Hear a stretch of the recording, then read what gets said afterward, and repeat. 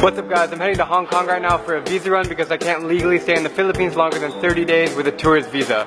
Since this is my 4th visit to Hong Kong and I know the city well, my idea was to see how much fun I can have with $100 in 24 hours. 7:45 p.m. and the clock starts now. $100 equals 780 Hong Kong dollars.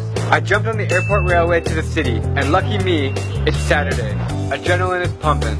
Just got to Temple Street, and man, I forgot how much I love Hong Kong. Yeah. I'm with my local friend Natalie, who's also a video maker. We're at the Temple Street Night Market. Which means food, beer, and more food. Here we have Tassu, barbecue pork, the razor clam, steamed, and garlic.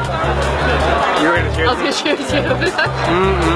Now I'm in Hong Kong. I'm pretending to take a selfie right now, but I'm really filming the guy's giant stomach behind me.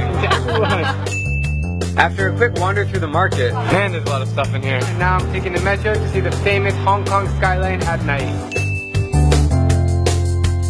I caught the last Star Ferry across the harbor at 11 p.m. Party time! This is Lang Kwai Fong, Hong Kong's crazy nightlife district with hundreds of bars, clubs, and shisha lounges under massive skyscrapers. A mix of locals, foreigners, Elvis, and a whole lot of fun. A few beers later, I checked into my hotel, which was the cheapest private room I found on Booking.com. And this is what $30 got me. It's officially the smallest hotel room I've ever stayed in. Tiny box. This is gonna be a fun night's sleep. Good night. Good morning guys, it is 7:30 a.m. I'm a little bit hungover, but getting an early start today. Hopping on the metro to the famous Peak Tram, up to the top of the mountain. Victoria's Peak, the best urban viewpoint on earth. I jumped back on the metro to the best part about Hong Kong. You win some, you lose some, you dim some. Bite-sized food portions served in steamer baskets. Like a Chinese-style brunch, and arguably the best meal in the world. Hello.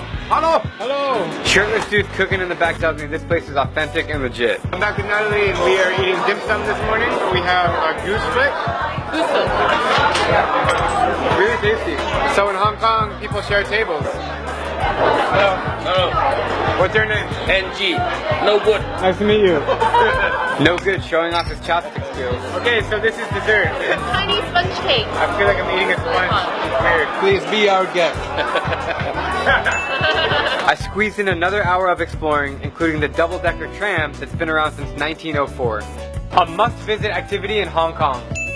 I have $27 left, which is just enough to take me to my last stop of the day. 1 hour metro ride to Lantau Island to take the cable car up to see the big Buddha.